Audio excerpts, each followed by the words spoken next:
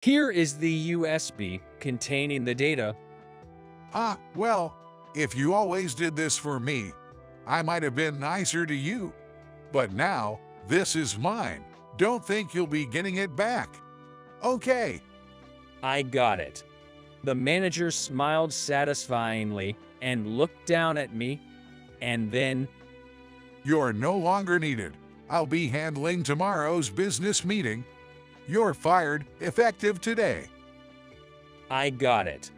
I handed over my pre-prepared resignation letter to the manager. Once I confirmed the USB was inserted into the computer, all that was left was to wait and see what happened next. No longer an employee, I slightly smirked. My name is Steve.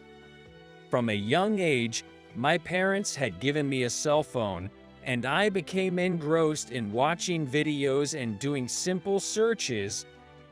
Above all, I was captivated by games. Back then, my parents installed educational puzzle games and simple playthings for me. Once I got the hang of it, I started installing any games that caught my interest. That's how I fell deep into the world of computers. Later, when I started elementary school, my dad gifted me his old computer. In this day and age, it's good to know how to use a computer. Plus, for a game lover like you, it'll be a great gift, right? Yo, thanks, Dad. Mom was worried about my future grades. But until I graduated elementary school, I continued to ace almost all my tests. Thanks to that, my mom, initially skeptical about giving me a computer, stopped nagging me with her worries. In middle school, with a bit more allowance, I dove into building my own computer. However, I didn't have much money at first, so buying new parts was out of the question. Instead, I hunted for cheap, as-is items, hoping to find something workable. It felt like a treasure hunt game. Spending time with my computer became my top priority. During that time, I also started dabbling in programming. Initially, I wanted to create games like the ones I still loved. Despite the complexity and difficulty, staring at the lines of code I wrote filled me with immense excitement and satisfaction. Eventually, I completed a game of my own. Tweaking and adding to it became one of my daily joys. Thanks to that, during my middle and high school years, I was always the best in computer classes. Whether it was typing tests or PowerPoint and Excel classes, I always finished first. Because of this, my close friends started calling me Master PC. Master PC, help me with my assignment, please. My overtime fees are pretty high, you know. Damn. I'll treat you to any drink from the vending machine. Okay, you got it. We had the conversations like that. These are some good memories from my youth. I pursued engineering in university. Receiving advice on programming from my dad, who works at a company, my skills grew to a practical level. My new interest became the world of artificial intelligence, also known as AI. The college environment, filled with eccentric creators and people more skilled than me, was like heaven. During my time there, my dad made a suggestion one day. Steve, how about becoming an engineer at my company? But if I get a job, I'll lose my freedom. I want to work somewhere where I can do what I love. I thought you might say that, but Steve, you have the skills to choose freely, so I'm not worried. My dad didn't dismiss my thoughts. However, my mom looked worried. but I'm still worried. Nowadays, having a stable job means a secure future. Don't worry, Mom. I've thought about that. Really? Are you sure everything will be okay? I'll tell you first when I get a job, so wait for the good news. If you say so. Mom is a worrier but never dismisses others' ideas. I know she's kinder than any other mother I know. So, I didn't want to keep her anxious. That's why, after graduating college, I found a place that seemed like it could fulfill my ideal of balancing work and hobbies. I joined a fairly large advertising agency, giving my mom a sigh of relief. But that workplace lacked my ideals. Damian is slacking off again and pushing his work. His name is Tom. He was the first friend I made at this job. He also enjoyed tinkering with computers and even showcased his games at a huge game festival held biannually. Since we had similar interests, it didn't take long for us to become friends. Steve, you've been called out a lot recently. Yeah, I guess it's because I said I was good with computers during my introduction. Tough luck. But really, for an advertising agency manager, being unable to use a computer properly is something else. Exactly. Our workplace, led by such a manager, Damian, a man in his 50s, became a busy place. He leverages his seniority to dump work on younger employees. Because of his behavior, despite being able to leave on time, we're all pushed into working overtime. Both Tom and I are victims of this. Hey, Steve, come here for a sec. Yes, what's up? There's some trouble with the computer. Can you take a look? All right, I got it. That's how it goes. Whenever there's a problem, they call me. But it's always minor issues. There, it's fixed. Well, young guys like you could do anything without a computer. Fixing this is expected. Sure. You know, I've always gotten A+ grades in math throughout my life.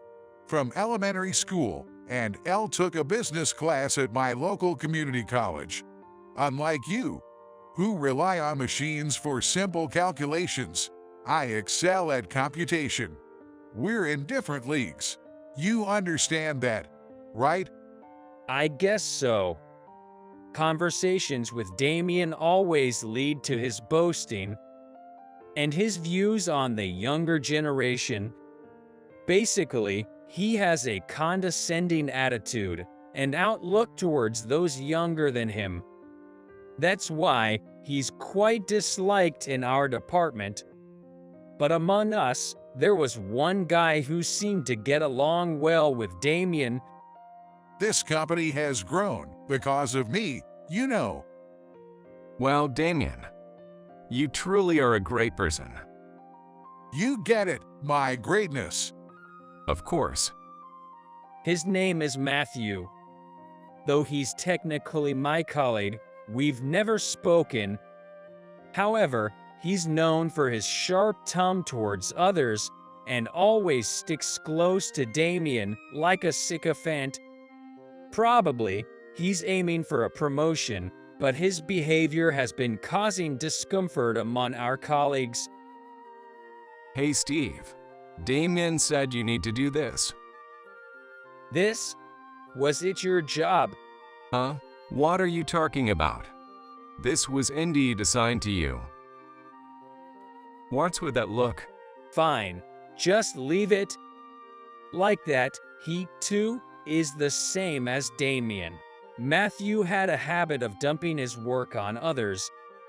Honestly, we could refuse what he said, but he'd persistently neighed, so eventually, everyone just accepts it.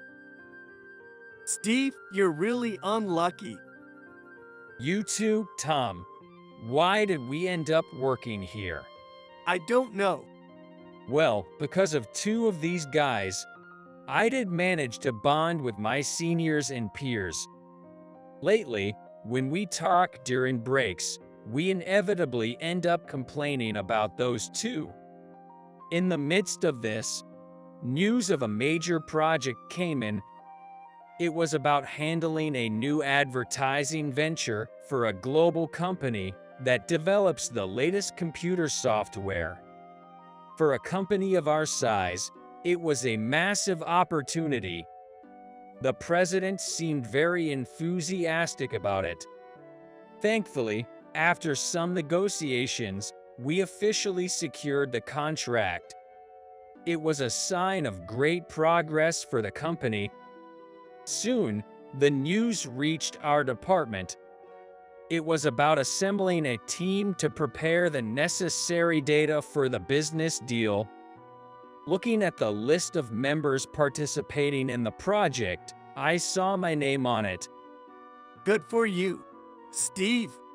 Yay, this project seems really promising. I'm sure you'll bring great results. I'm counting on you. Thanks, I'll do my best. Tom, my colleague, was genuinely happy for me. But our excitement was short-lived. While looking at the list, I noticed Damian's name. Ah, Tom seemed to have noticed it at the same time, and we both let out a sigh. good luck, Steve. It must be joking. Tom gave a wry smile and spoke in a monotone voice. Starting the project preparations, I first gathered company data and current industry trends to create the materials. To align the materials with the client's needs, I made several visits to their office. After numerous discussions to clarify their requirements, I managed to gain some trust from them. While thinking that it was quite an enjoyable job, I started working on the task. But just when I'm feeling good about my work, that person always seems to show up in front of me. Hey, Steve, finish this data collection by tomorrow. Isn't this your task, Damian? Stop complaining. Just do it. Got it. Damian pushes even the simplest tasks onto me. Honestly, I wonder when he actually does any difficult work, especially since he keeps dumping these kinds of tasks on me. I feel frustrated about it.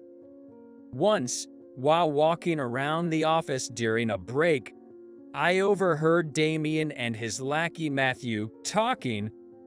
That guy is so dumb. I don't get why he works hard. With someone like Steve around, I get to enjoy the sweet life. Damian, you're so bad, man. I totally don't care.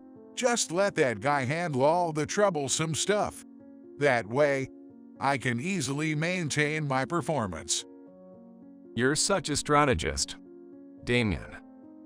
Strangely, hearing their conversation didn't make me angry. It was all too expected, and I just felt resigned. Quietly sighing, I went back to my desk and resumed my work.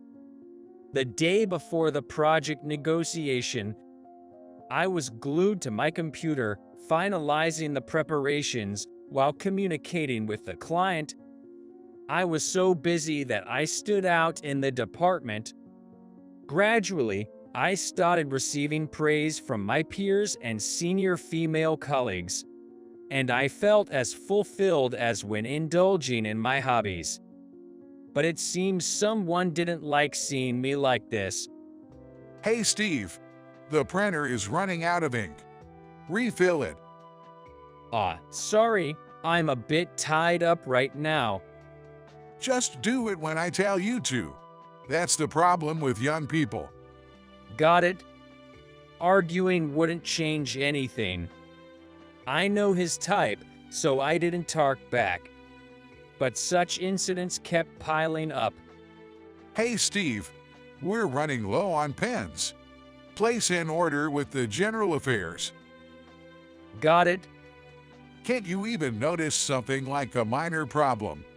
What's with young people these days? There was this instance, and others. Hey Steve, make some coffee. Show a little consideration for others. Sorry about that. After being told off and making coffee for him, he then said, I changed my mind.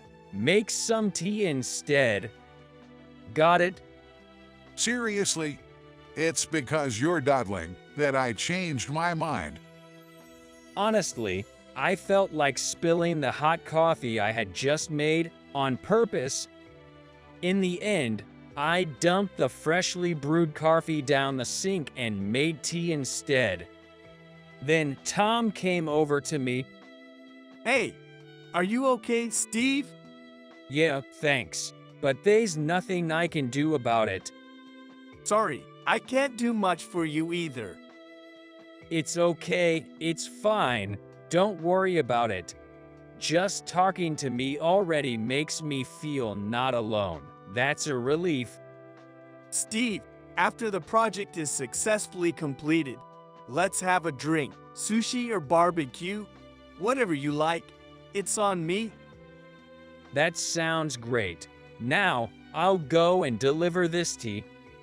Enjoying my job and the private time promised in the contract. All of it was being taken away by Damian. I was beginning to feel a slight sense of revenge. As I felt my hatred growing, burning up the warm kindness in my heart, I placed the steaming tea next to Damian. It was a signal of my fight. Then, as if to deliver the final blow, Damian dumped a pile of documents on my desk. Sort these documents chronologically and file them by tomorrow morning. That's unreasonable. What about the project? You're just a regular employee, and I'm the manager. Understand the hierarchy. You can't defy me. Can't you even handle this? You're so incompetent. It's pathetic. Being good with computers doesn't mean you're cut out for office work. You're a disposable employee. Damian, probably harboring some dissatisfaction with me. He said all he wanted without caring about the others around. Feeling relieved, he left with Matthew. Hey, hand over the documents you created. It's clear who's superior here. Normally, for a big project like this, someone in my position should be dealing with the client. It was too early for you. As I recalled everything that had happened, I trembled with anger, struggling to keep my composure. For the first time, I experienced how one's vision narrows and darkens when losing oneself to anger. But in the remaining sliver of light, I saw Tom and other colleagues and seniors looking worriedly at me. I managed to suppress my dark feelings. All right, here is the USB with the data. You're being cooperative for once. If you were always like this, I might have taken care of you. But now, this is mine. Don't expect to get it back. Okay. With a satisfied smile, Damian looked down on me. And then, You're no longer needed. I'll handle tomorrow's negotiation. You're fired, effective today. okay, if that's the case, I'll go say goodbye to the president now. Suit yourself. I handed over my pre-prepared resignation letter I had in my desk. After Damian took it, he left the room with Matthew, looking pleased. Excuse me. Come in. After speaking with Damian, I went to the president's office to explain everything. I told him about the project data being uploaded to the company's cloud, how to access it, and that during my visits to the client, I had bonded with an executive, David, who trusted my work and had proposed starting a new company together. I shared all these details. All right, I thought this company would be a good environment for you, but it ended up causing you pain. I'm sorry. It's okay, don't worry about it. But probably, the feelings I've harbored against Damian will smolder in my heart for a while. Well, maybe this is for the best.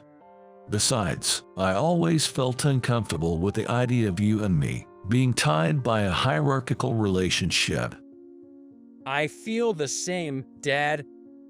Most people don't know this, but the president of the company is actually my father.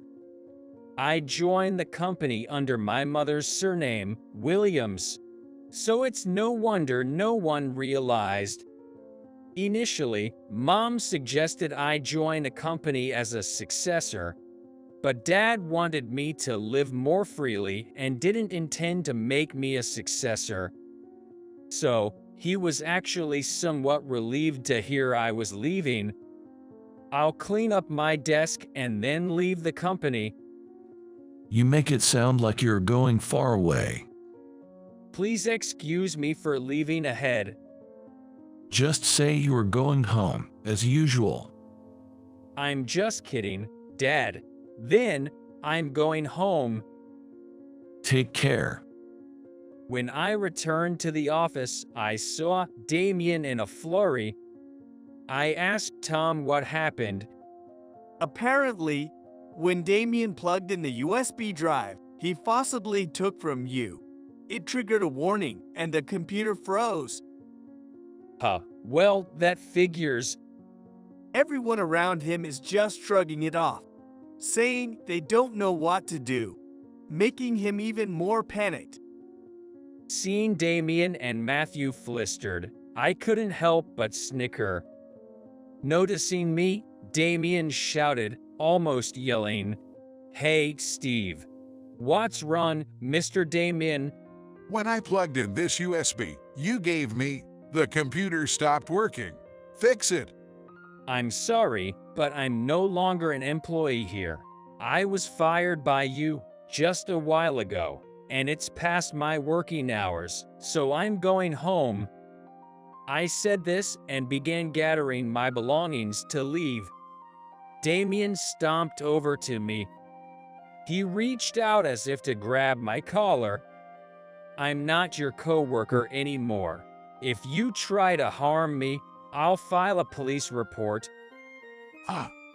Damian's face turned red, then pale, and he stopped in his tracks. What did you do? I don't know, but weren't you aware, Mr. Damian? Our company prohibits carrying data on USB drives for security reasons. What are you talking about? It's a rule for preventing data leaks. If you don't follow the proper procedure, plugging in a USB will trigger a warning. Right, I forgot. Damian muttered, realizing the company rule he had forgotten. For someone in your position to forget such an important thing, it's surprising you managed to be in charge of others. Getting cocky, aren't you?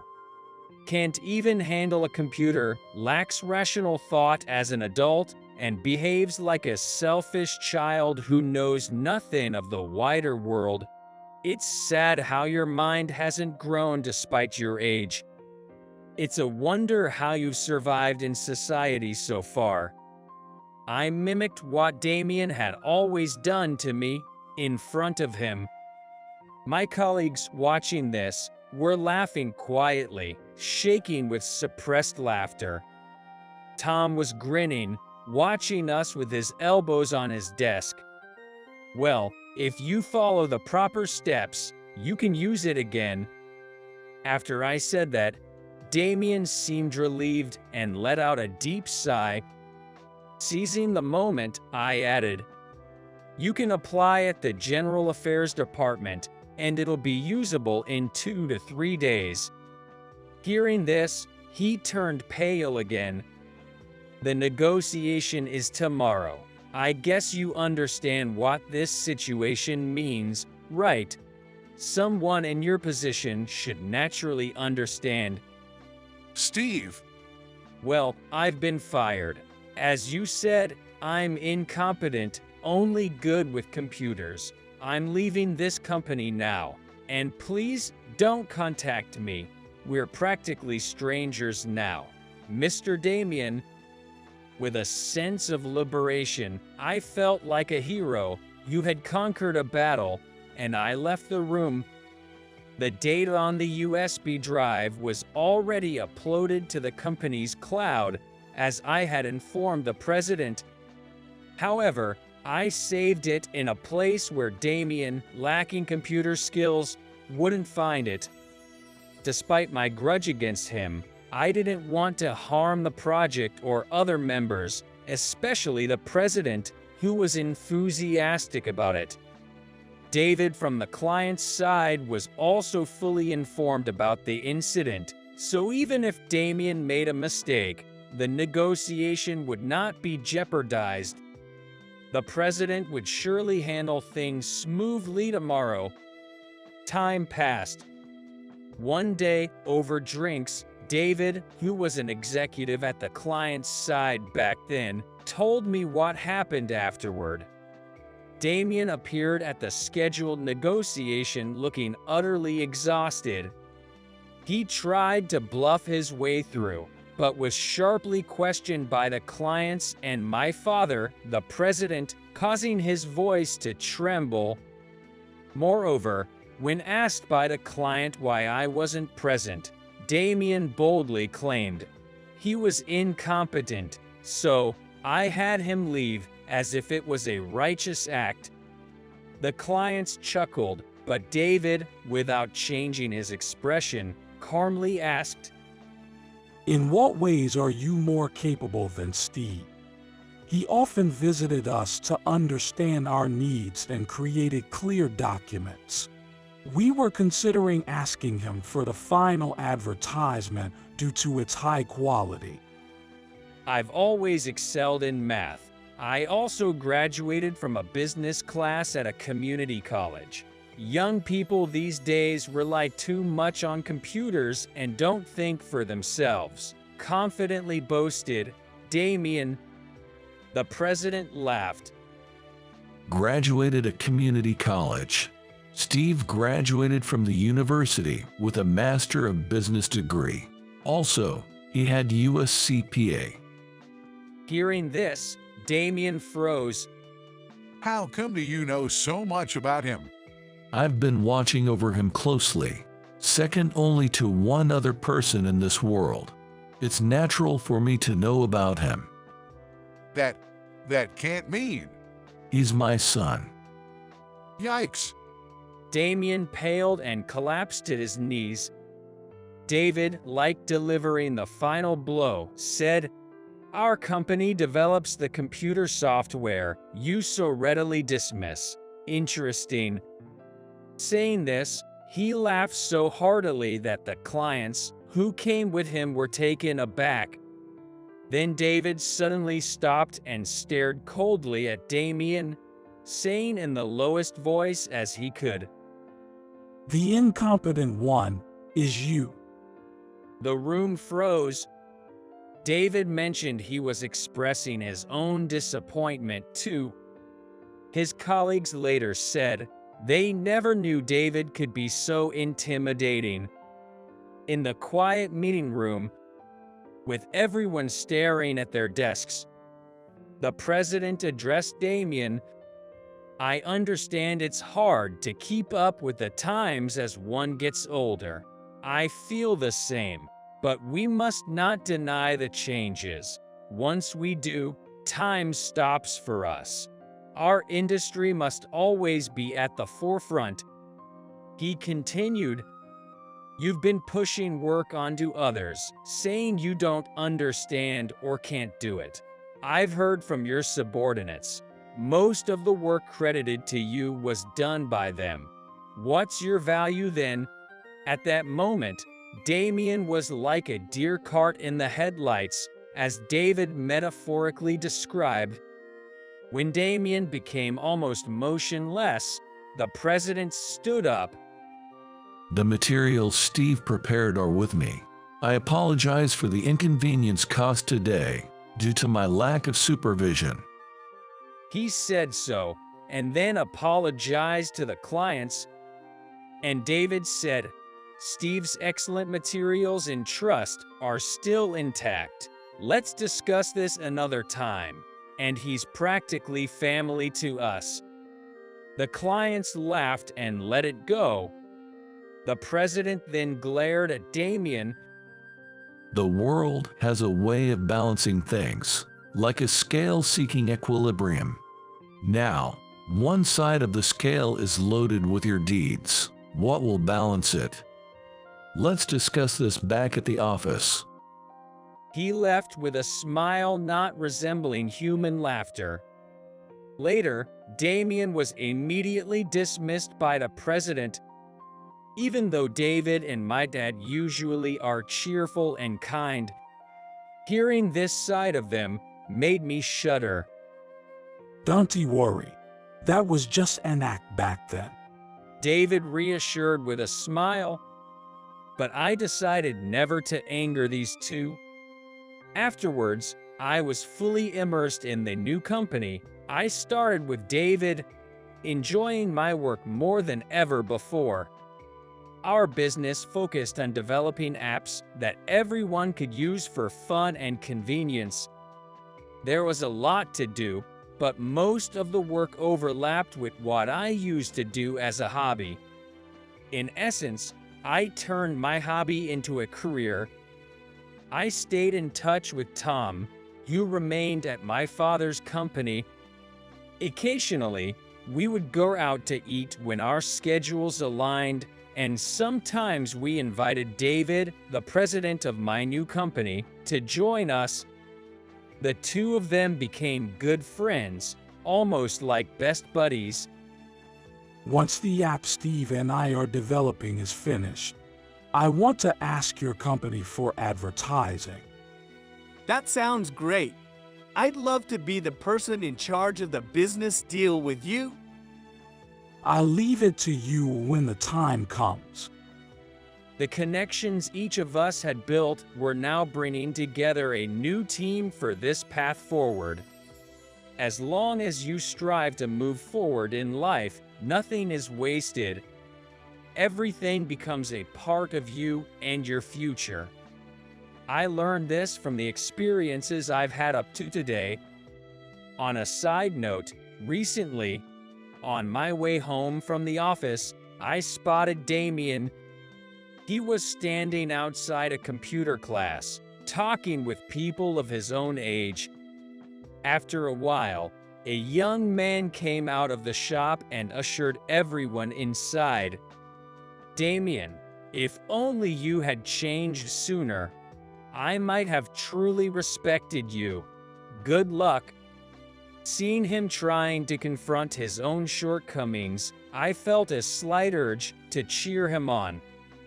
The rapid changes of time can drag you into murky depths if you're not careful, sinking you into darkness. That's why it's crucial to actively seek information and upgrade what you have.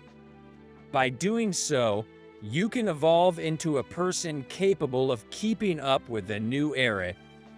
You shouldn't give up or deny the things you can't do. It's also important to love the human aspect of yourself, flaws and all. I pledge to myself to never stop learning and to live each day to its fullest. Since I can remember, the world around me was filled with darkness. The only light in my life was my childhood friend, John.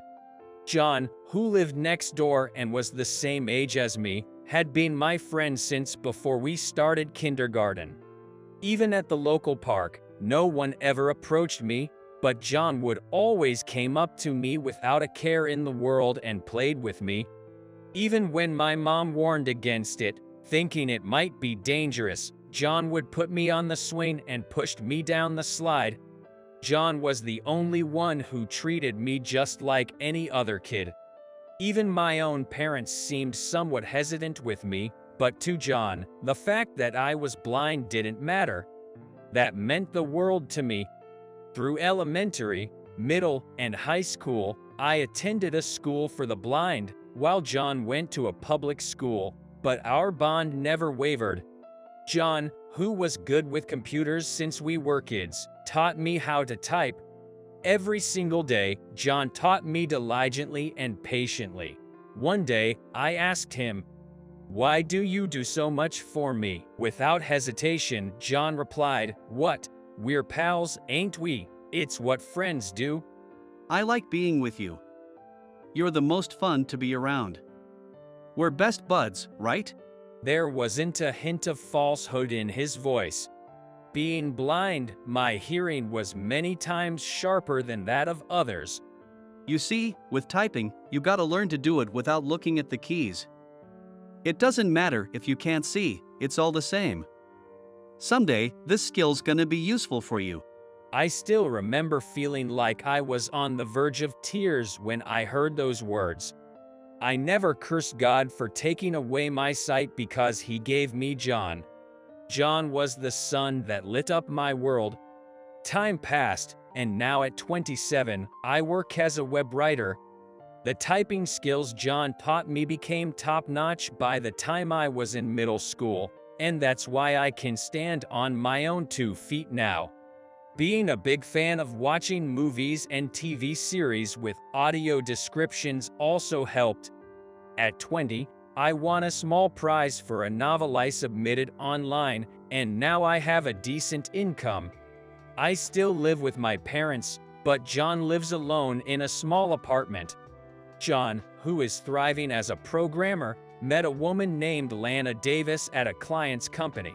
They continued to date and are finally getting married this month.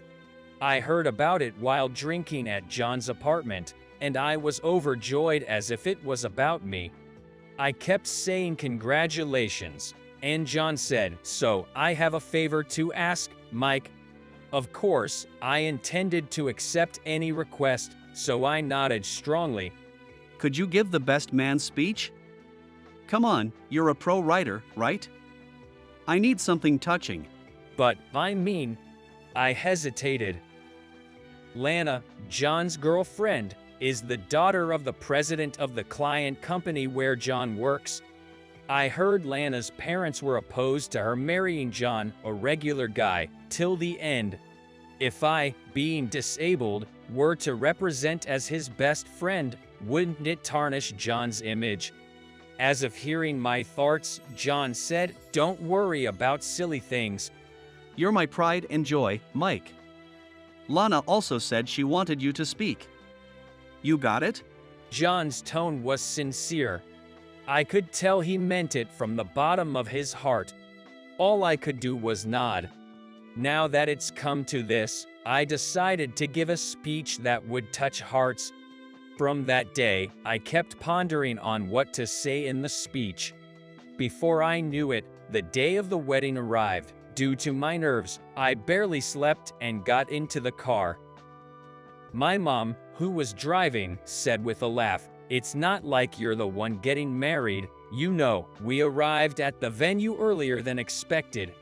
As I was getting out of the car with my mom's help, a young man's voice said, "Mr. Smith, I'm Wilson, assistanting today's party. Pleasure to meet you." I replied, "Thank you," and Mr. Wilson discreetly took my hand. I bet John arranged this for me. He's always been such a considerate guy. We have about 2 hours before the ceremony. Would you like to wait in the lobby? I felt like breathing in some fresh air. I recalled this venue had a beautiful garden. If there's a place to sit in the garden, I'd like to go. "Of course," said Mr. Wilson, taking my hand and starting to walk slowly. After a while, he sat me down on a bench. I felt the warmth of the sun on my shoulders and back, and it felt good. "I'll be sitting here for a while," I said, and Mr. Wilson replied, "I'll come back for you later," and then left. I rehearsed my speech inside of my head. After going over it a few times, I found myself saying it out loud. Practicing a speech. Someone asked, "Oh, yes, was I speaking aloud? How embarrassing." Then the person laughed and said, "I get it. Nervous, huh?" and seemed to sit down next to me. Is the person getting married a friend of yours? "Yes, a childhood friend." "Well, congratulations." The voice sounded like an older man's. From his voice, I could imagine a very calm person. "He's an amazing guy. To me, he's like a beacon in my life." I couldn't help but say it. I was so happy about today, I felt elated. That's wonderful. Please, tell me more. There was no diplomatic remarks in the man's voice. Talking about John made me happy, and I found myself smiling. "You see, I'm blind, but John never treated me differently. I think it was in elementary school. We got into a fight, and he really punched me.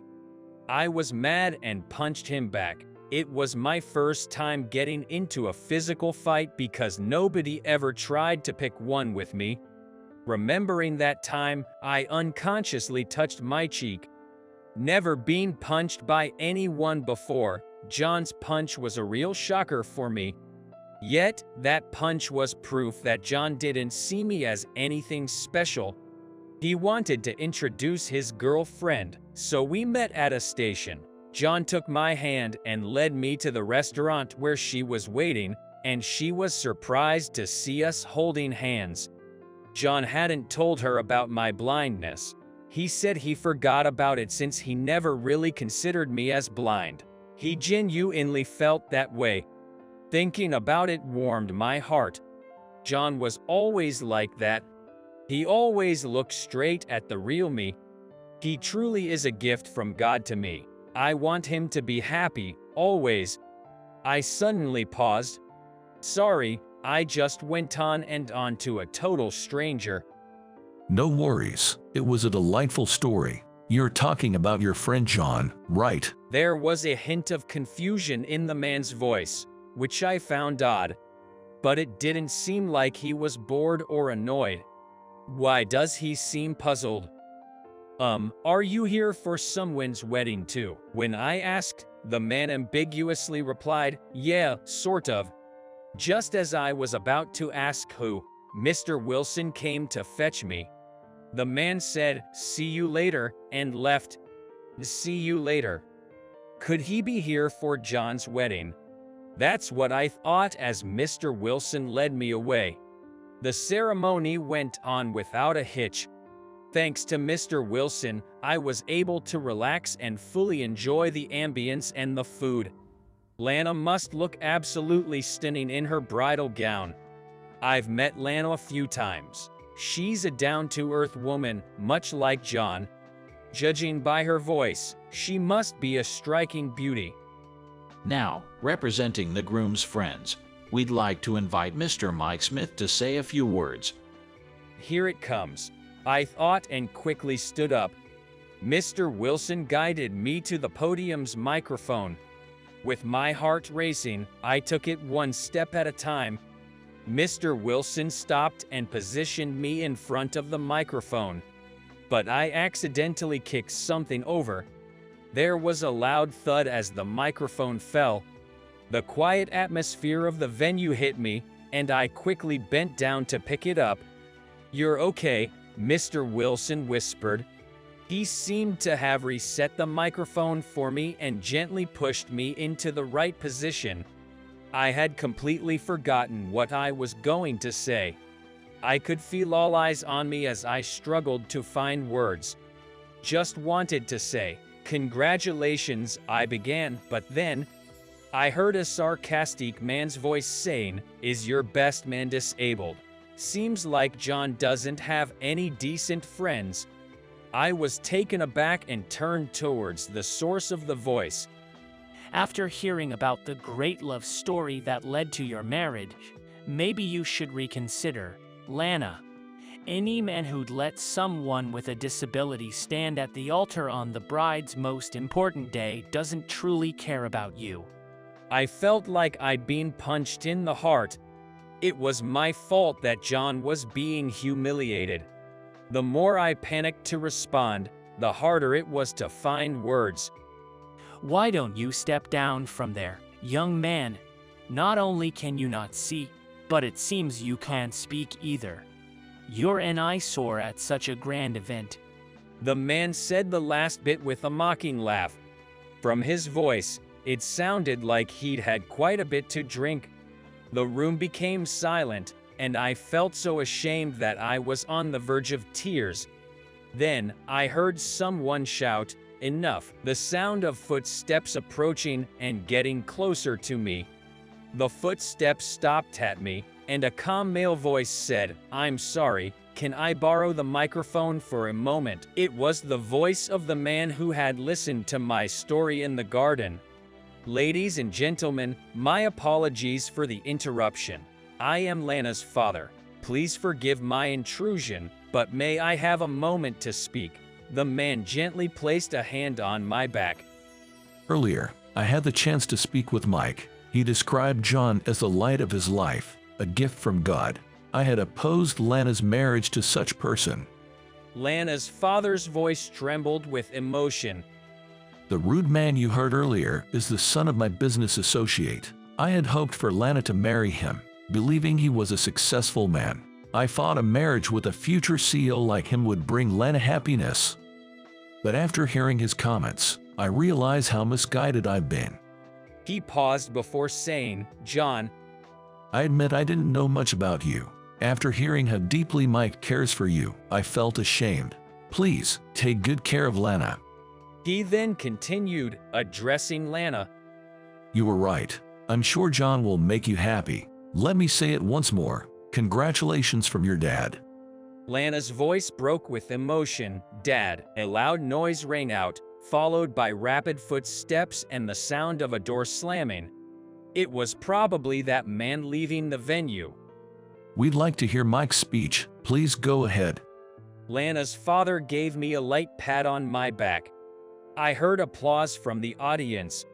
I nodded slightly, took a deep breath, and began my speech. The ceremony went off without further trouble. 1 week later, John said to me, "I have a letter for Mike. Mind if I read it?" I nodded, wondering who it was from. It was an apology from the man who had spouted off at the wedding. I was in love with Lana. Out of petty jealousy, I ruined such a special day. After I left the venue, I heard Mike's speech outside the door. While listening, I felt incredibly embarrassed. It seems I've been blind to my own feelings.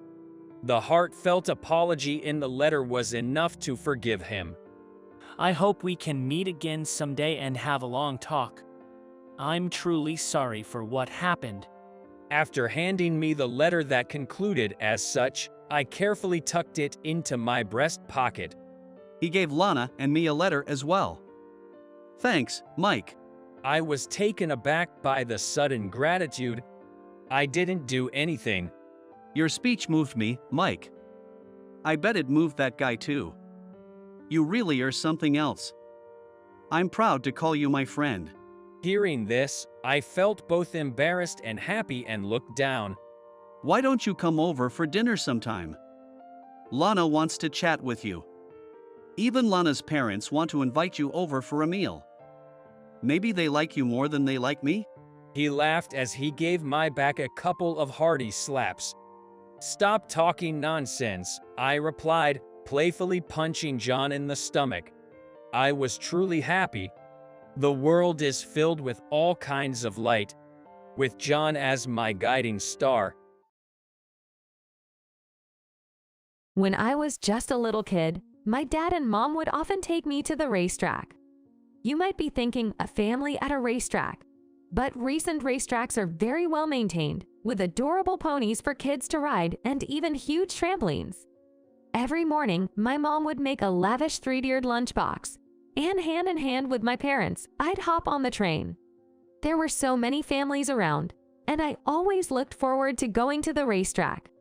We'd spread out a picnic blanket on the vast grassy area, and after eating our fill of the lunch, we'd go see the horses. Being lifted up on my tall dad's shoulders, I could see the horses in the paddock so clearly. Every horse gleamed and looked at us with gentle eyes. For my dad back then, going to the racetrack was less about betting and more of a family event to watch his favorite horses. While watching the races together, my dad would tell me all kinds of stories. Stories like the sad tale of a horse that broke its leg during a race rushing desperately to the jockey it had thrown off, or the legendary story of an unimpressive horse from a small town becoming the winner of the National Derby, or even more thrilling than any fairy tales. You know, my dream was to go to Montana and work on a ranch.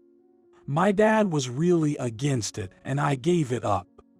My dad, following in my grandpa's footsteps, worked as a head carpenter. Though he was proud of his current job, there was a hint of sadness when he talked about his childhood dream. Then, a decade passed, and a tragedy struck when I was 15 in winter. Walking home from work one night, my dad was hit by a car coming from behind. Thankfully, it wasn't life-threatening, but he badly injured his right leg and started to limp ever since the accident. He couldn't continue his carpentry work in that condition. Despite diligently attending physiotherapy, his leg wouldn't cooperate. Eventually, he grew weary of the physical therapy, and I had to drag him to the hospital. "All right, Dad, I'll be waiting in the library as usual. Hang in there for the therapy." Saying that, my dad gave a weak smile. Looking at his retreating figure heading to the therapy room, he seemed so much smaller. I felt a deep sadness. The once robust and dependable dad seemed so worn out in just 3 months after the accident. I almost burst into tears, but collected myself and headed to the hospital's library. This hospital had a small library specifically for inpatients. Located near the therapy room and part of the pediatric ward, it was a great place to kill time. Though I wasn't a patient, I had made friends with a little girl, which allowed me special access. "Ah, you're here. Kathy, over here." Sophie called out to me. She is a 10-year-old girl admitted to the pediatric ward. We became friends after I returned a lost stuffed animal to her, and thanks to her love for books and always being in the library, I gained entry. "Sorry, kept you waiting." As I sat in front of Sophie, she shook her head and gave a bright smile. "Not at all. Did you bring the picture book?" Blushing with anticipation, Sophie asked that. Suddenly feeling shy, I replied, "I brought it, but it's really amateurish. You're getting my hopes up and it's kind of embarrassing." Seeing my hesitance, Sophie laughed. "It's okay. I love your drawings." Encouraged by her innocent smile, I took out the picture book I had created. I love drawing, and my dream was to become a children's book author. Last time, when I showed Sophie my drawings, she liked them so much that I accidentally mentioned the picture book I was working on. She begged to see it, so I brought it today. I cautiously placed the book in front of Sophie, and she instantly began reading it. The story was about a young horse that journeyed to heaven, met many stars, and eventually became a beautiful star itself. Sophie was engrossed, reading with great interest. I watched her, my heart racing, waiting for her reaction. "It's wonderful." After a while, Sophie murmured, "Did you like it?" Relieved, I asked, but then noticed Sophie looking at me with teary eyes. Seeing the large tears welling up in her eyes, I panicked. What had happened? "No, it's not what you think. I'm sorry for startling you." Saying that with a smile, Sophie wiped away her tears with her hand. "It was such a touching story, it made me cry. The little foal became a star surrounded by everyone, huh? He must not be lonely." Hearing that, I nodded earnestly. I didn't know exactly why Sophie was in the hospital, but could she possibly be suffering from a serious illness? If so, did I inadvertently make her read a rather cruel story? Hey, Kathy. Do me a lifetime favor. Can you give this to me? Being asked with such a serious face, I of course agreed. I'm glad she liked it. Relieved, I drew various pictures for Sophie as she requested that day. We spent about an hour that way, and I stood up when my father's physical therapy was about to end.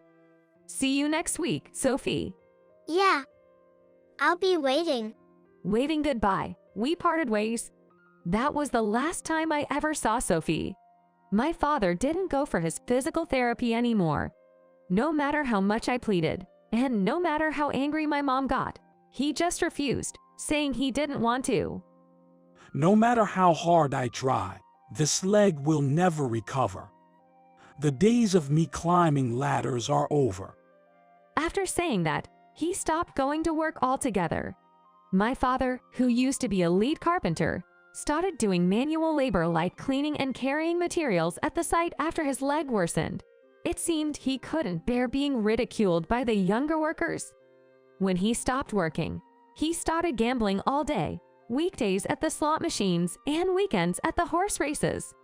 Naturally, our finances worsened, leading to constant fights between him and Mom. My father, who had been taking cash advances on his credit card, got it confiscated by my mom and turned to loan sharks. By the time I was in my sophomore year of high school, my mother finally left. It seemed she had found someone else at her part-time job. You've always adored your dad, Kathy. She said that without any hesitation and left me behind. The only thing she left was my father's enormous debt. I desperately wanted my father to recover, so I kept encouraging him. Even in such a state, I loved my dad. Inspired by the many stories he told me, I wanted to become a children's book author. Back then, the view I got when my dad lifted me onto his shoulders meant everything to me. I wanted my dad to regain that sparkle. My father tried to go back to work to respond to my feelings, but he'd get discouraged after just 2 or 3 days. Then, he'd return to gambling. Months went by in this repeated cycle, and by the time I graduated from high school, our debt had ballooned to an unmanageable size.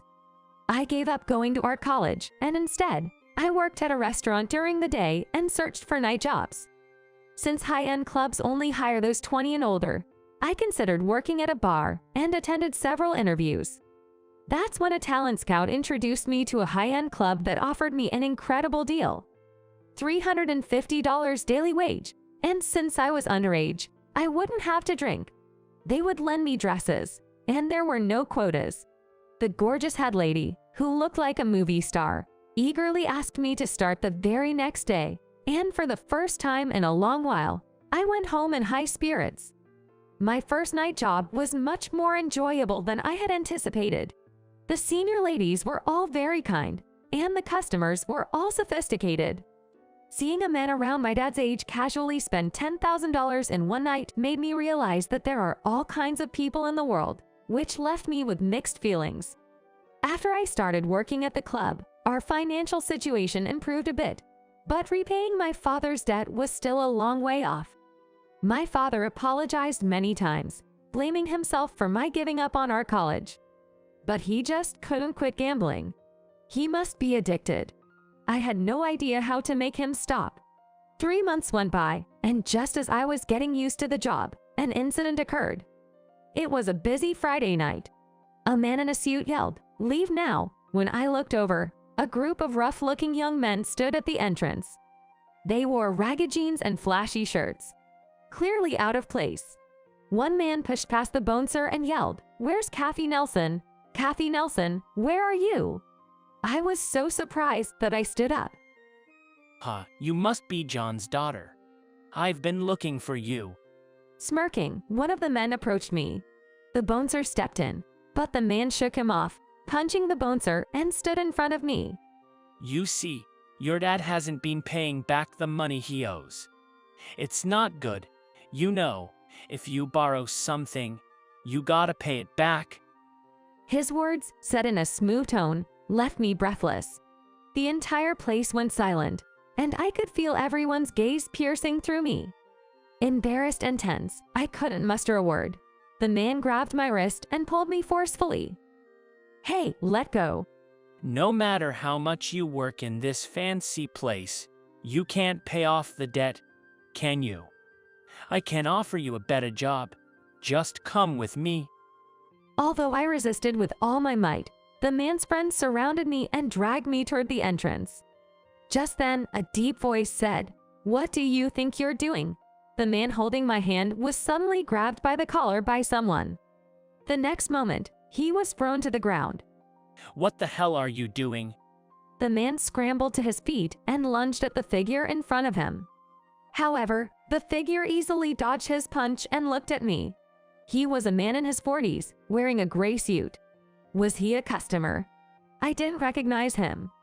What the hell do you think you're doing is what I want to ask. Who are you punks? You think you can do this in my place and just walk away? The man spoke in a quiet but intimidating voice.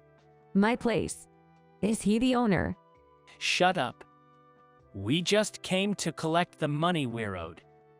We only have business with this young lady here. You have nothing to do with it. The man yelled defiantly, despite being visibly shaken. The owner was silent for a moment, then asked calmly, "How much?" "It's $30,000, the man answered. $30,000. Dad, why? Heartbroken, I whispered to myself. Everything seemed to go dark before my eyes. Catching a glimpse of my state, the owner said to the manager, "Hey." The manager nodded and disappeared into the back of the store. He quickly returned, handing a thick envelope to the owner. Here's the $30,000. Take it and get out. With that, he threw the envelope to the man. Surprised, the man hastily checked its contents. I'll let you go this time, but if you ever pull this kind of stunt at my place again, you won't be walking around here anymore. Be prepared.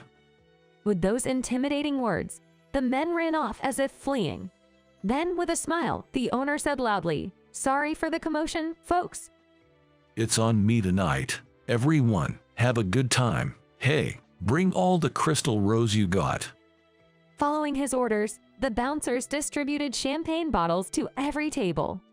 The previously silent place became lively in an instant, and the hostess called for a toast. "I'm so sorry." I bowed deeply to the owner, apologizing. "I caused trouble for the club. I'll surely pay back the money." But he looked at me coldly and said, "That won't be necessary." From tomorrow on, you don't have to come in. With that, he walked away. I was fired. The next day, when I came home from my afternoon shift, the owner was there, sitting opposite my dad in our worn-out living room. I was taken aback when I saw several thick envelopes on the table. Realizing their implications, I hurried into the room. "Dad, this." Picking up one of the envelopes and checking its contents, it was filled with bundles of banknotes as I suspected. I've settled all your dad's debts. I've also offered him a new job.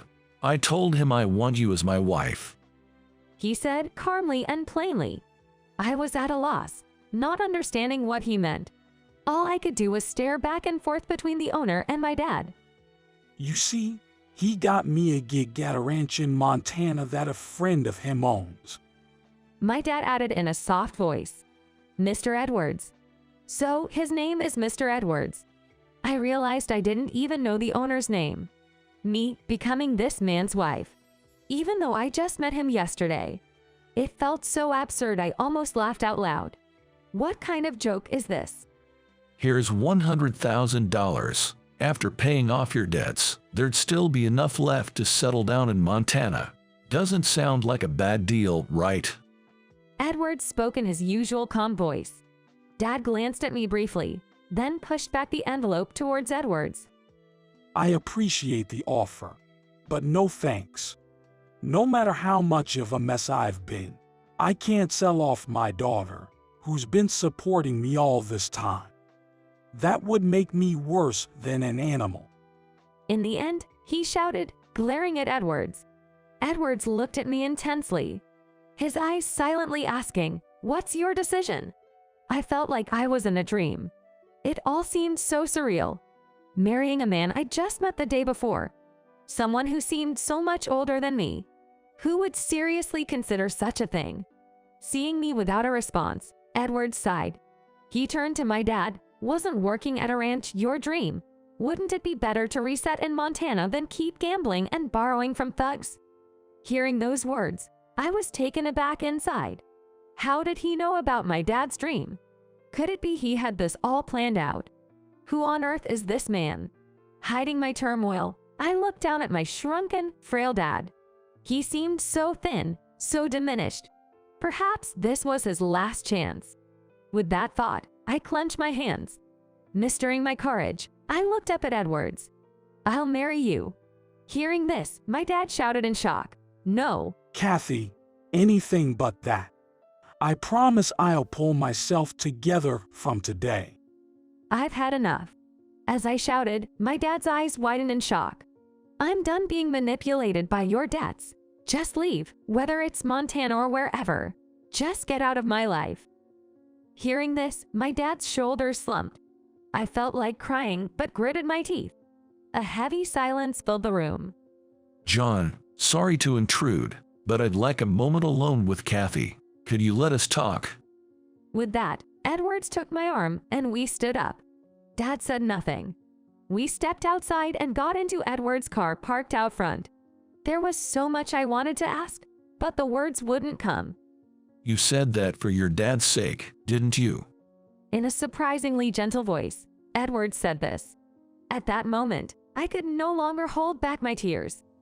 You've gone through so much, but you've never lost your compassion. You're an incredible person, just like Sophie said. Hearing the name Sophie, I looked at Edwards in surprise. Recalling the smiling face of Sophie, the little girl who loved looking at picture books. Sophie, you mean that little Sophie? How do you know her? Who are you? As I got excited, Edwards, with a gentle smile, began to explain. Sophie was my daughter. She passed away from leukemia a year after meeting you. In a voice tinged with deep sorrow, he continued. I heard about you every day from her. She was overjoyed to have met her very first friend in you. She seemed genuinely happy every day after meeting you. With that, Edwards took a book out of his bag and handed it to me. It was a picture book I had given Sophie a long time ago. She read that book every day. She called it her treasure. Thanks to that book, my 10-year-old girl wasn't afraid of death. She believed she was turning into a beautiful star and went to heaven. Recalling that time, there was a tremble in Edward's voice. Can you imagine how grateful I am to you? Sophie was worried about you after you guys parted ways. I promised her I'd check on you, so I asked the nurses about you, then had one of my guys find out more about you. About me? Yep, I easily found out about your family situation. It's like the saying, takes one to know one. Given my line of work, I have plenty of contacts in that world. It didn't take me long to find out about your dad's gambling addiction and his debts. Saying this, Edwards looked at me with a mix of pity and understanding. I told Sophie that you moved to a distant city, Kathy. I couldn't tell her that her dear friend Kathy was struggling because of her father's debts. But before Sophie passed away, she told me, Daddy, please help Kathy. It was surprising. She must have felt something. Thinking about what he said, memories of the past rushed back to me. I don't remember telling Sophie in detail about my family, but I might have mentioned something about my father. After Sophie passed, my wife left.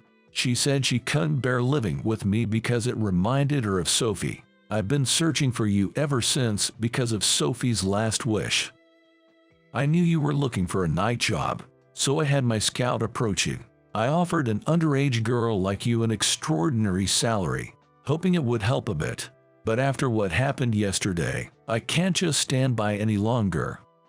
With that, Mr. Edwards gazed at me intently. Kathy, I'm not asking you to love me. If you're uncomfortable with an old man like me, I promise not to touch you. Think of me as a father figure, but please, let me make you happy. Stunned, I just stared back at him, wondering, why is he going to such lengths for a stranger like me, just because of Sophie's wish? Even though he couldn't hear my thoughts, Mr. Edwards looked away and said shyly, You might not believe me. You might find it creepy, but I've grown fond of you. The more I got to know you, the more I was drawn to your strong-willed nature. It's not just out of pity that I'm proposing. Seeing a grown man blushing like that made me blush too. I didn't love him. How could I have feelings for someone I just met yesterday? But I believed he was a good person. 5 years later, thanks to Henry Edwards, I was able to attend a vocational school and now work at a small company creating children's books. I'm going to be late. As I opened the door to the living room, there was Henry, sitting on the couch, amusing our daughter, Julie, who gave me a mock-exasperated look. Cavi, you're late every day. Not the best mom, huh? Lifting Julie up in the air, her joyful giggles filled the room. Just then, the doorbell rang, and upon answering, the babysitter greeted us with a good morning and stepped inside. Sorry and thank you. I'll be back by 6 p.m. After saying that, the babysitter replied with a nod and a smile. Bye, Henry. Bye, Julie. See you later. I gave Julie a kiss on the forehead and pecked Henry on the cheek. The ever-shy Henry turned beach red. The babysitter commented, You two are such a lovely couple. Over the years, Henry cherished and loved me more than I could have asked for. Falling for him was inevitable. I still remember how the usually stoic Henry openly wept in the hospital when our daughter Julie was born 2 years ago. My father is living well in Montana. The photos he sends every month show the robust man he once was. I live each day with gratitude for the mysterious bond forged, thanks to Sophie. Every time I look up at the starry night sky, I search for Sophie's star. My name is Robert Jones. I got married at 25, but I have to say, my first marriage was a total disaster. Back then, I was just a regular employee, and we were strapped for cash, so I asked my wife to work as well. I can't find a job. What choice do I have? She said and would just lazily spend her days at home. She barely did any chores and spent my salary however she liked. Moreover, my wife somehow got hooked on playing slot machines and seemed to be pouring most of my salary into them. When the money ran out, she secretly borrowed from consumer loan companies. But when she fell behind on repayments, they contacted me, and it all came out. She was defiant, blaming me for not earning more. It's your fault for not providing enough. I'm in debt because of you. It's all your responsibility. You pay it back. All the love I had left for my shameless wife completely disappeared. When I presented her with the divorce papers, she balked, but when I said I would hire a lawyer, she reluctantly signed. After that, I was single for 5 years until I met my current wife, approaching 40. My wife, Kay, is also divorced. Her ex-husband was a cheater, and no matter how many times Kay tried to stop him, he apparently never quit. Kay, who was unable to bear it anymore, got a divorce at 50 and met me 5 years later. Kay is 15 years older than me, but I'm totally smitten with her regardless. I love your smile. This was my marriage proposal. Kay is a wonderful woman who is very kind and always smiling. I want to see this smile beside me for the rest of my life. She was worried about the age difference, but she agreed to marry me after seeing my passion. We've had our hardships, but I'm happy now.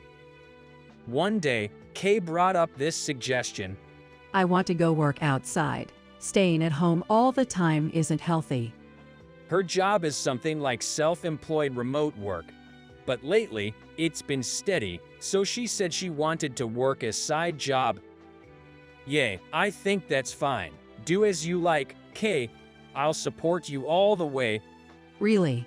Thank you. She smiled joyfully.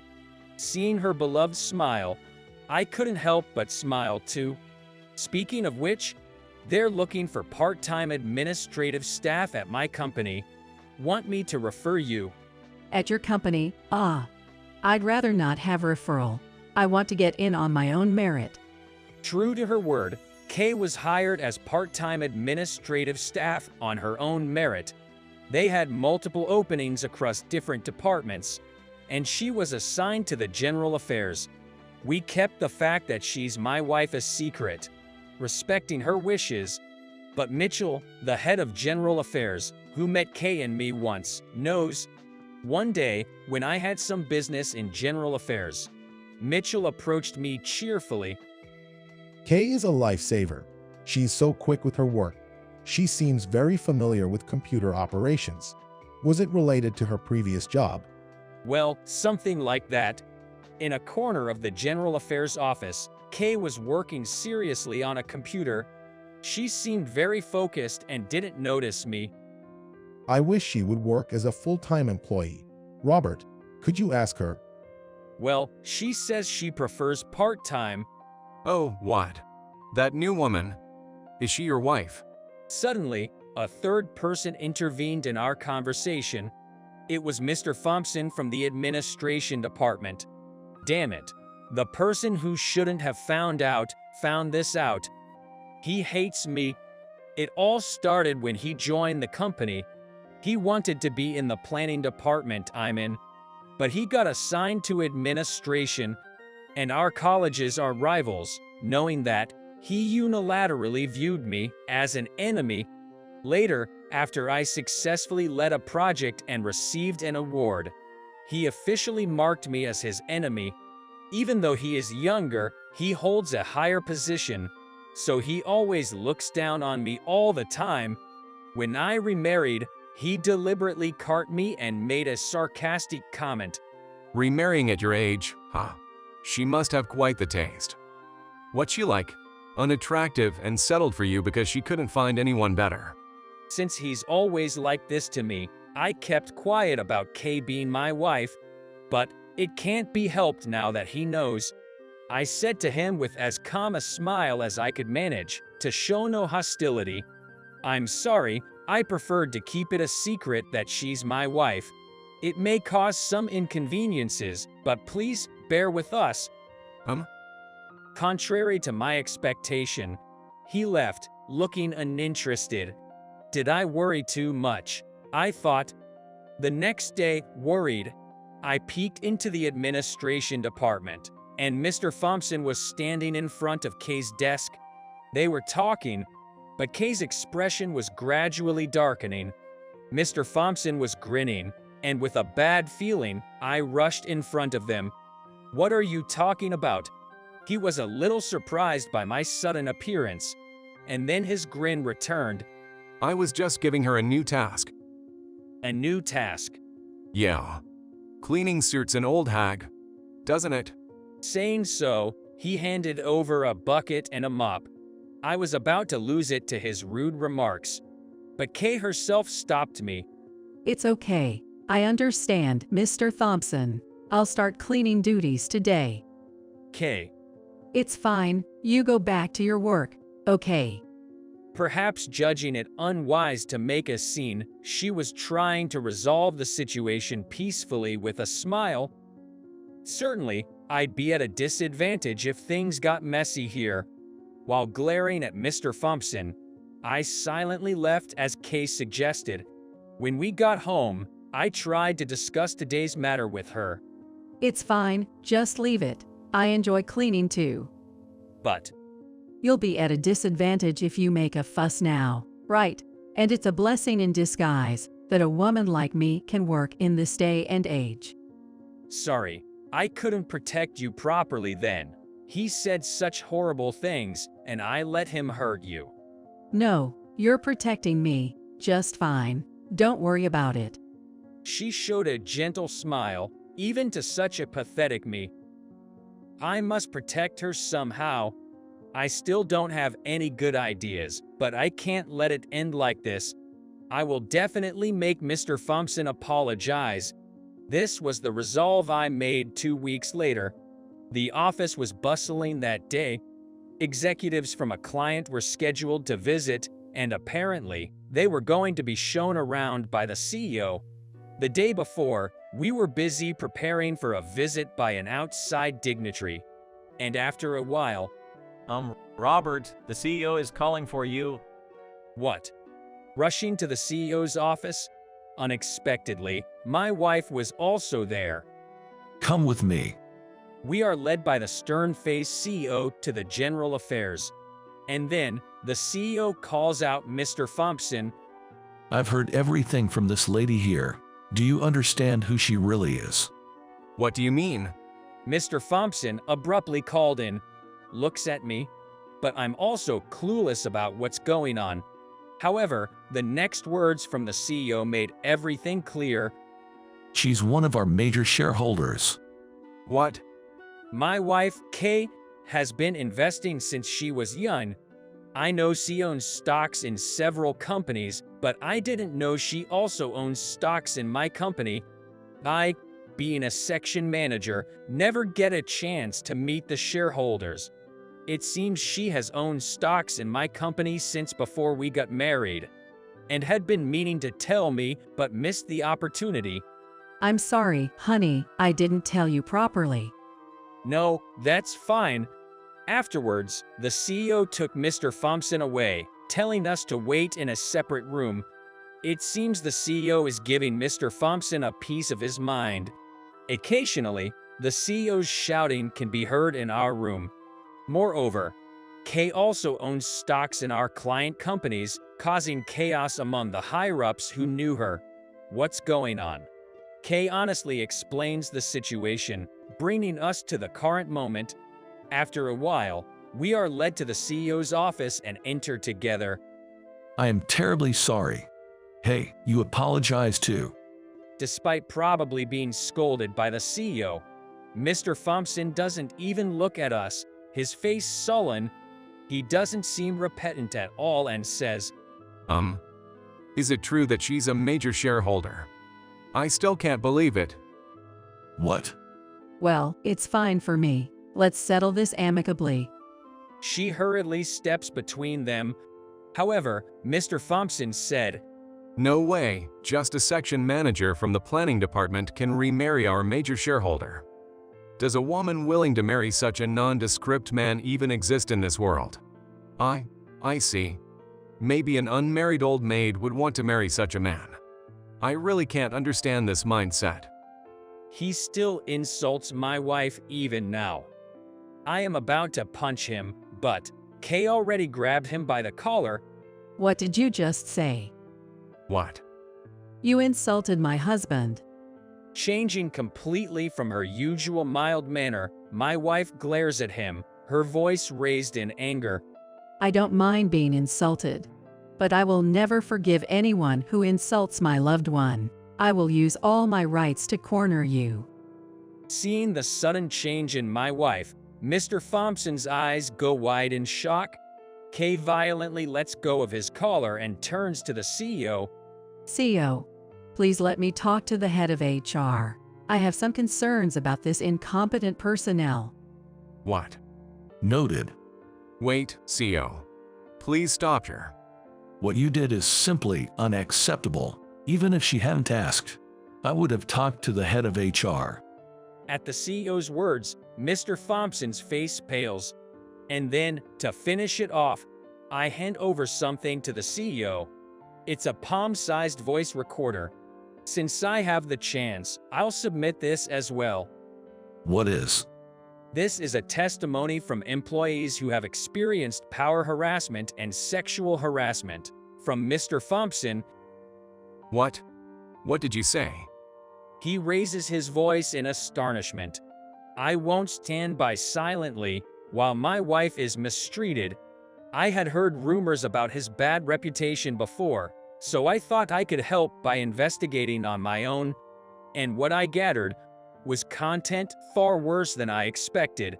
Regardless of what happened to my wife, Kay, as a member of this company, something needs to be done about him. I had planned to discuss this with HR soon, but I just had a good opportunity. Don't think you'll get off easy. At Kay's finishing blow, Mr. Thompson collapsed on the spot. Afterwards, he received a demotion and was transferred to the documentation department, the company's sidelines. Furthermore, the company, viewing this matter seriously, issued a severe warning to him and imposed a heavy pay cut. Being assigned to the documentation department is said to be equivalent to a de facto termination, and this is just a rumor, but it seems there are discussions of divorce occurring in Mr. Thompson's household because of this incident. I saw him the other day after a long while, and he looked utterly worn out and emaciated. Everyone in the company believes that he deserved this end, and no one feels sorry for him. I, too, did not feel the least bit sorry for him. Kay found it hard to stay at the company after this incident and ended up quitting. However, she quickly found a new job. Now I'm going to be a cashier at a local supermarket. It's my first time doing this job, so I'm a bit nervous. Just to confirm, you don't own any shares in the supermarket, do you? I don't. It seems the job at the supermarket suits my wife well, and she goes to work happily every day. Nobody at her current workplace knows about her being a major shareholder. A lot has happened, but if she's happy now, that's all that matters.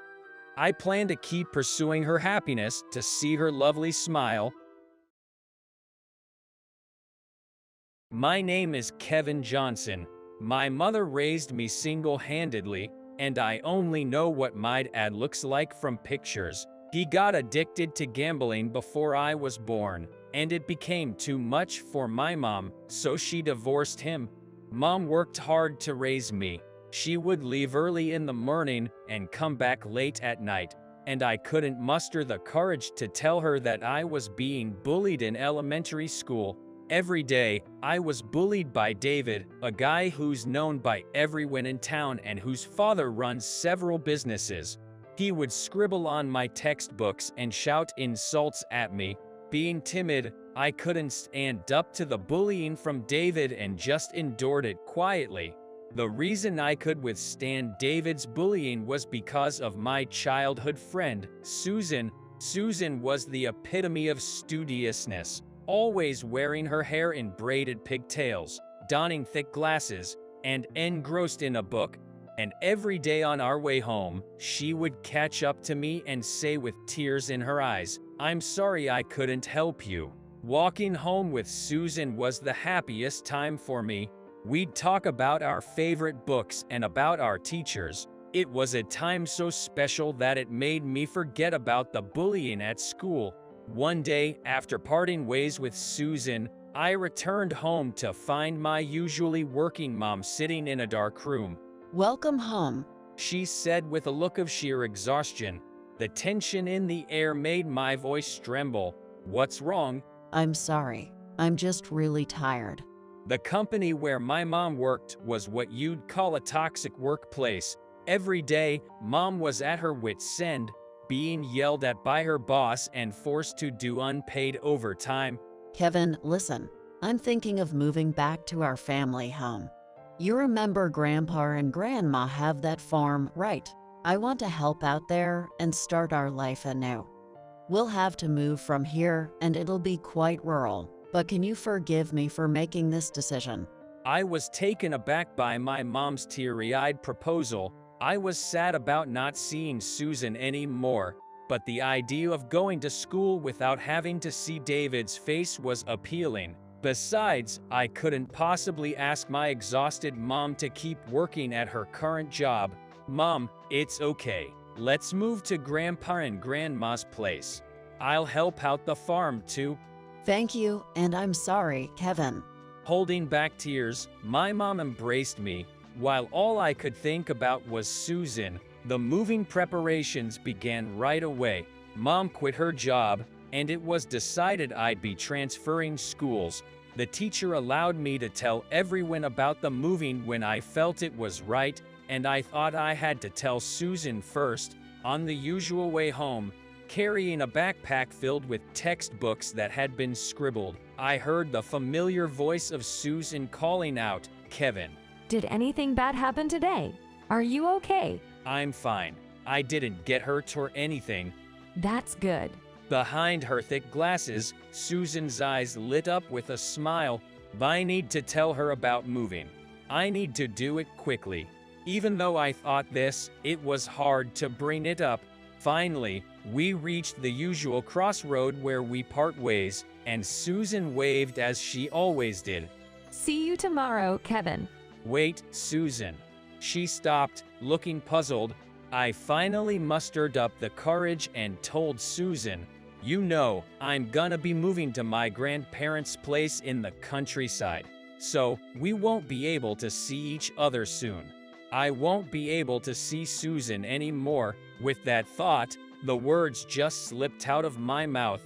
Can we write letters to each other, so maybe we can meet again someday? Feeling embarrassed, I looked down, but Susan rushed over to me. Holding my hand, she nodded vigorously. Definitely right. I promise I'll write back.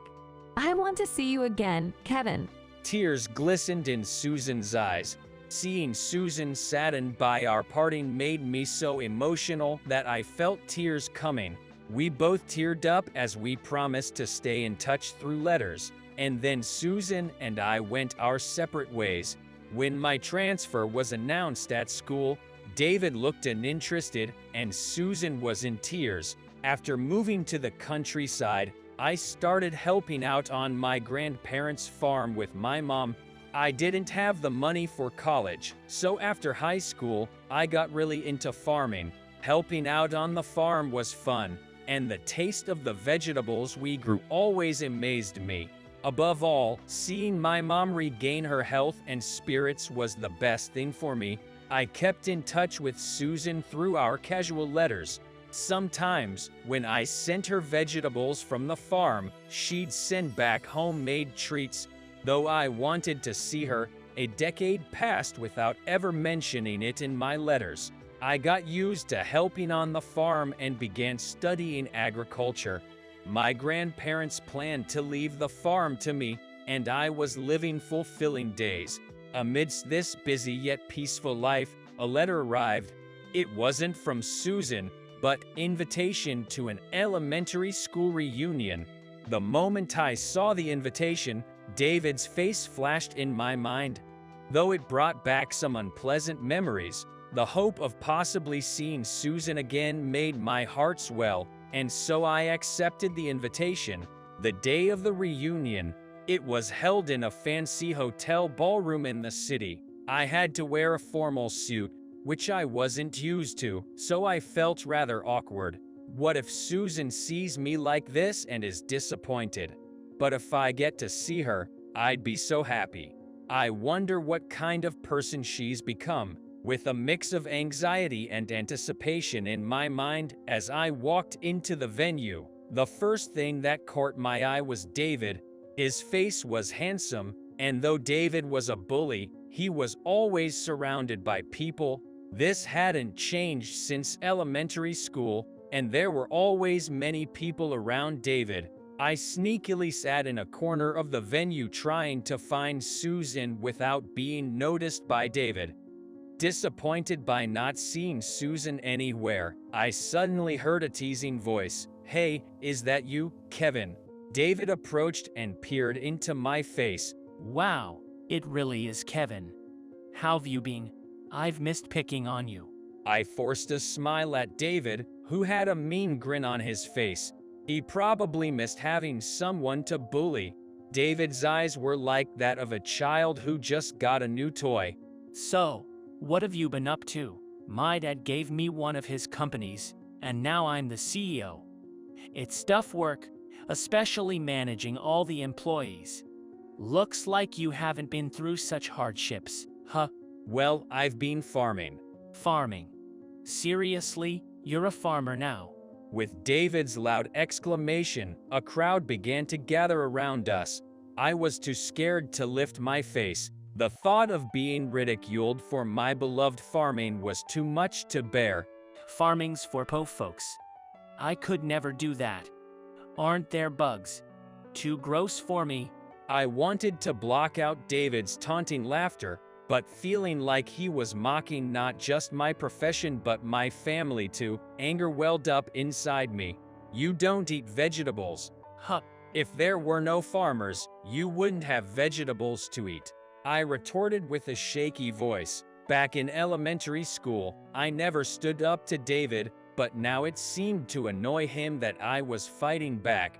Just as David was about to say something, the door of the hall suddenly opened. Sorry I'm late.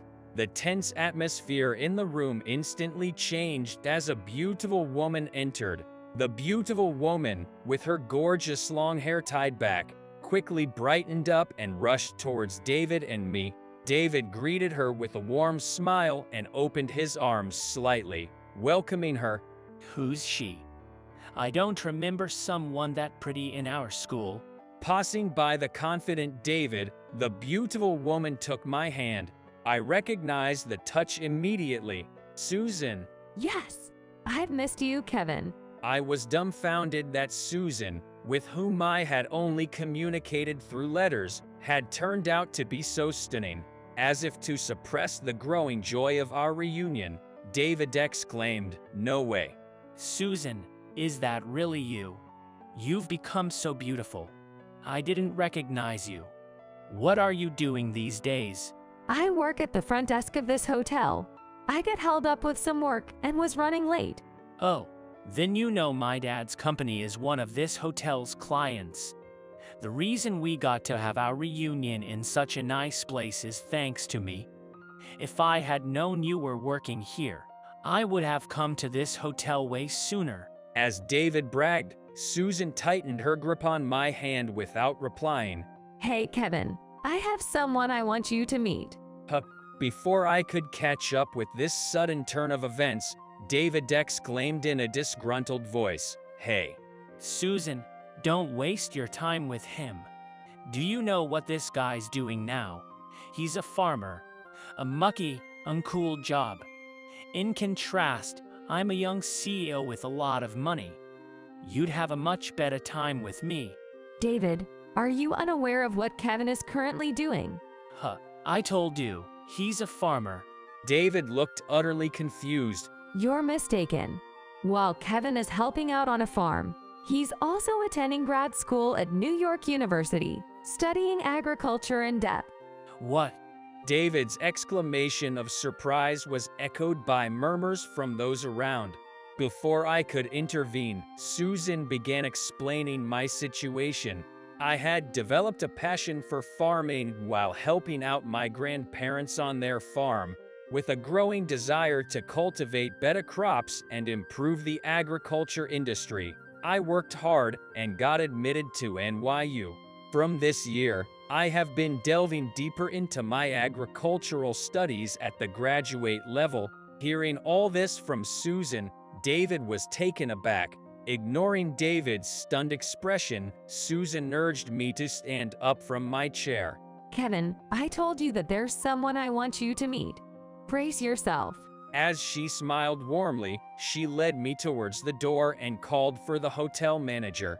When the door opened and the manager walked in, I was lost for words. Though he had aged, there was no doubt that face was the same one I saw in the photo, unmistakably my dad's. "Is that you, Dad?" Kevin, you've grown up so well. The manager, "No, my dad," said with a choked-up voice. According to Susan, Dad often talked about his estranged son. After they got divorced, Dad, who was full of regret at the time, started to work at a hotel and worked hard. His dedication was recognized, and he became a manager. Susan heard stories about Dad's son and realized it was me setting up this reunion. I'm sorry for not being there for you all these years. I wasn't sure if I should face you, but Susan convinced me. I'm glad to see you. I wanted to meet you too, Dad. I bet Mom would love to see you. So, if you're up for it, come visit our farm sometime. I tried to hide it, but I always felt the void of not having a father. Whenever Mom shared memories of Dad, she seemed lonely. I think if Dad hadn't gotten caught up in gambling, Mom would have wanted to be with him forever. At my invitation, Dad smiled and said thank you. Amidst the applause for the emotional reunion at the reunion venue, Dad walked over to a stunned David. You must be Mr. Johnson's son. The staff here informed me about all of your actions and words. Huh. If someone like you is going to take over, I have to reconsider our dealings with Mr. Johnson's company. I'll be sure to discuss today's events with your father in detail. David, looking pale as a ghost at these words, quickly apologized. I'm so sorry. Shouting his apology, David hastily left the reunion. Seeing him retreat like that was laughable, considering how everyone had been afraid of such a guy before. This reunion inspired me to ask Susan out on a date, and we began dating shortly after. A few years later, against all odds, I proposed to my first love, Susan, and we got married. After the reunion, on my insistence, my dad visited the farm. My mom was initially surprised, but she's grown to accept the changed man he's become. Lately, they've been spending more time together, and I am secretly hoping that they will remarry. As for David, I heard through the grapevine that he ran the company he inherited from his father into the ground due to his power tripping and lack of preparation. Now, he's undergoing strict training as the heir under his father. I know that with dedication, anything can bear fruit, just like the effort put into growing tasty vegetables. I sincerely hope that David's efforts will one day pay off, and I'm cheering him on from afar.